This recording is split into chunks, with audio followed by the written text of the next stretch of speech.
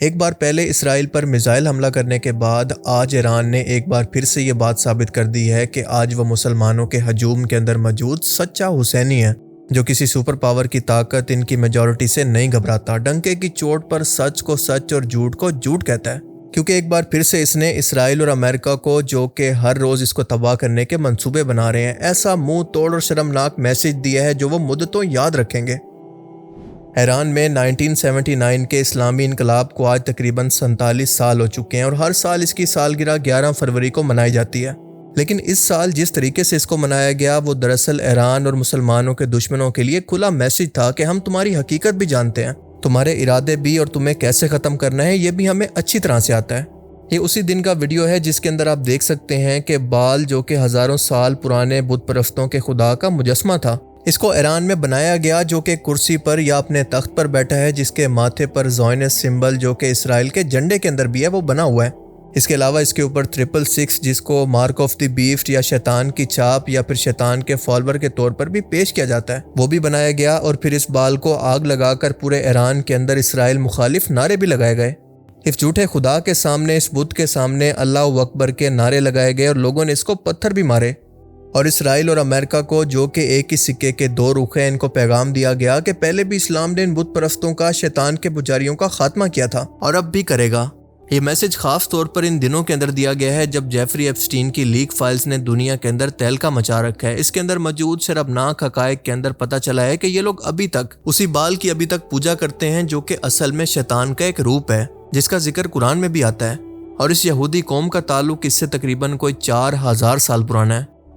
ایران نے مسلم دنیا کو یہ بھی پیغام دیا کہ جسے تم اب تک ایک سازش، ایک کانسپیرسی سمجھتے ہو، وہ سب کچھ حقیقت ہے۔ اس میجورٹی دنیا کا کنٹرول ابھی بھی شیطان کی مرضی سے چل رہا ہے۔ بنی اسرائیل یعنی یہودی قوم کا اس کے ساتھ تعلق ہزاروں سال پرانا ہے، اور ان لوگوں نے آج تک اس کو پوجنا نہیں چھوڑا۔ آپ اندازہ لگائیں کہ ہزاروں پیغمبر اور رسول ان کی ہدایت کے لیے بھیجے گئے، لیکن یہ آج بھی چھپ چھپ کر اسی بال کو پوج رہے ہیں۔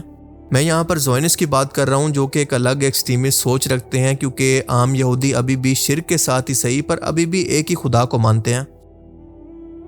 آج سے 4000 سال پہلے دنیا کے اندر انسانوں کے لیے سب سے بڑی دولت اس کی فصلیں، بارشیں اور جانور ہوا کرتے تھے، اور اسی لیے عام کسان سے لے کر بادشاہ تک 4000 سال پہلے یعنی حضرت ابراہیم علیہ السلام کے دور کے اندر بھی اسی بال کی پوجا کی جاتی تھی۔ خاص طور پر اس کے سامنے چھوٹے بچوں کی قربانی دی جاتی تھی تاکہ یہ دیوتا ان سے خوش ہو سکے، اور شیطان نے خود انسانی شکل کے اندر آ کر انسانوں کو یہ سکھایا تھا، کیونکہ اس کو انسانی نسل سے ہی نفرت ہے، اور اس انسانی نسل کی شروعات کیونکہ بچوں سے ہوتی ہے، اسی لیے اس نے انسانوں کو سکھایا کہ اپنے بچوں کی بلی اس کے سامنے پیش کریں، اور بالکل یہی وجہ ہے کہ شیطان کے نزدیک سب سے بڑی اچیومنٹ یہ ہوتی ہے کہ میاں اور بیوی کے درمیان طلاق کروانا یا پھر علیحدگی کروانا۔ آج کے دور میں آپ اس دولت کو ڈالرز، دنیا کے وسائل اور قدرت کے نظام سے چھیڑ چھاڑ کے خدا کے طور پر دیکھ سکتے ہیں، جو کہ حاصل کرنے کے لیے اسے آج بھی دنیا کی کرپٹ ایلیٹ کلاس کی طرف سے راضی کیا جاتا ہے، اس کو پوجا جاتا ہے، اور اسی لیے ہم دیکھتے ہیں کہ ایپسٹین فائلز کے اندر بھی ہمیں وہ تمام ثبوت مل چکے ہیں جو اس کو حقیقت ثابت کر سکیں۔ ایون کہ ایپسٹین کے بینک اکاؤنٹ کا نام بھی بال ہی تھا۔ ایپسٹین آئلینڈ پر بچوں کی اسی طرح سے بال کے سامنے قربانی دی جاتی تھی اور ان کا گریپ بھی کیا جاتا تھا۔ ان کو ہر برے طریقے سے ٹارچر کیا جاتا تھا، صرف اس لیے تاکہ یہ شیطان راضی ہو سکے۔ 3000 سے 3500 سال پہلے جب حضرت موسیٰ علیہ السلام اپنی قوم بنی اسرائیل کو فرعون مصر سے آزاد کروا کر ریڈ سی کو کراس کر کے کوہ طور پر 40 دن کے لیے قیام کرنے گئے تو پیچھے سے اسی شیطان نے ان لوگوں کو پھر سے سامری جادوگر کی انسانی شکل کے اندر آ کر ورگلا کر ان کو سونے کے زیورات سے ایک گولڈن بچڑے کا مجسمہ بنا کر ایک بار پھر سے اپنی عبادت پر لگا دیا۔ اب کی بار اس کی شکل کچھ چینج تھی لیکن اس کا تصور ایک ہی تھا، یعنی زرخیزی اور طاقت کا دیوتا۔ اس وجہ سے موسیٰ علیہ السلام کو بہت غصہ آیا کہ میں ان لوگوں کو توحید سمجھا کر اللہ کا پیغام پہنچا کر تھک چکا ہوں، پر یہ لوگ بت پرستی سے باز ہی نہیں آنے والے۔ بعد میں جن لوگوں نے اس عبادت کو شروع کیا تھا ان کو سزا کے طور پر مروا بھی دیا گیا، اور بنی اسرائیل قوم سزا کے طور پر 40 سال تک سرائے سینا کے اندر اسی طرح سے در بدر بھٹکتی رہی۔ موسیٰ علیہ السلام کی وفات کے بعد ان کی اگلی نسل ایک بار پھر سے اسی بال کی پرستش کرنے لگی، اور اس بار ان کی ہدایت کے لیے اللہ تعالیٰ نے حضرت الیاس علیہ السلام کو بھیجا، اور انہی کا ذکر کرتے ہوئے قرآن پاک کے اندر اس بت بال کا بھی ذکر کیا گیا ہے۔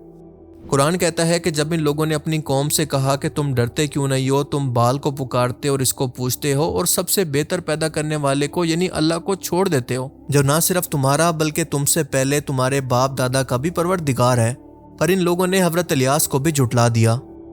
اس علاقے فلسطین کے اندر ایک لمبے ٹائم سے بارش نہیں ہوئی تھی، جس کی وجہ سے قحط اور خشک سالی بہت زیادہ بڑھ چکی تھی، اور یہ بنی اسرائیل قوم اس بال کو راضی کرنے کے لیے عبادات اور قربانیاں پیش کر رہی تھی تاکہ وہ ان سے راضی ہو کر بارش نازل کرے اور تمام سبزہ اور تمام قسم کی فصلیں واپس آ جائیں۔ اسی خشک سالی کے دوران حضرت الیاس نے ان کو چیلنج کیا کہ تم اپنے بال کو بارش کے لیے پکارو اور میں اپنے ایک اللہ کو، جو خدا سچا ہوگا وہ یقیناً ہماری دعا کو سنے گا۔ ان لوگوں نے یہ بات مان کر اپنی طرف سے پوری کوشش کی، قربانیاں دی، چڑھاوے چڑھائے، لیکن کوئی بات نہ بنی۔ لیکن جب حضرت الیاس نے ایک اونچی جگہ پر جا کر چہرہ آسمان کی طرف کر کے اللہ سے دعا کی تو دیکھتے ہی دیکھتے آسمان میں کالے بادل نظر آنا شروع ہوئے، اور دیکھتے ہی دیکھتے خوب بارش ہوئی۔ اس واقعہ کے بعد یہ قوم ایک بار پھر سے اس بال کو چھوڑ کر ایک اللہ کی عبادت شروع کر دیتی ہے، لیکن ان کے ڈی این اے کے اندر یہ بت پرستی اتنی زیادہ رچ بس چکی تھی کہ آپ دیکھیں گے کہ ان میں سے زیادہ تر لوگ آج بھی یعنی زائونسٹ ایکسٹریمسٹ جیوز آج تک اس سے باز نہیں آئے۔ انہوں نے آج بھی اپنی دنیاوی خواہشات یعنی دولت، شہرت اور دنیا پر کنٹرول کو حاصل کرنے کے لیے شیطان کو اپنا ساتھی، اپنا مددگار، اپنا سیویئر اور اپنا خدا بنا لیا ہے۔ آج بھی چھپ چھپ کر اس کی اسی طرح سے پوجا ہوتی ہے، اور اس کو آج اسی طرح سے طاقت، دولت اور قدرت پر کنٹرول کرنے والا ویسا ہی جھوٹا خدا مانا جاتا ہے جیسا کہ آج سے ہزاروں سال پہلے مانا جاتا تھا۔ اسی لیے ایران نے اس بار اسلامی انقلاب کی سیلیبریشن کے موقع پر یہ پیغام دیا کہ اگر تم ایران کو، مسلمانوں کو ختم کرنا چاہتے ہو تو جاؤ اپنے جھوٹے خدا بال سے مدد مانگو، اس کو مدد کے لیے پکارو، اور ہم یہاں پر اپنے خدا یعنی اپنے اللہ کو پکارتے ہیں، دیکھتے ہیں کہ کون کس پر غالب آتا ہے، کون کس کو تباہ کرتا ہے۔ اور اسی لیے جھوٹے خدا بال کے سامنے اللہ اکبر کے نعرے لگائے گئے۔ یہ ہے وہ جذبہ ایمانی، وہ بہادری اور حسینیت جو کہ ایران نے اس میسج کے ذریعے دنیا کو دکھا دی ہے، اور آپ سبھی لوگ جانتے ہیں کہ یہ ہمت آج ایران کے علاوہ کوئی بھی مسلم ملک چاہ کر بھی نہیں دکھا سکتا۔ اللہ تعالیٰ ہمارے بھائیوں کی حفاظت فرمائے۔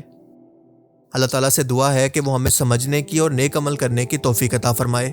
آمین۔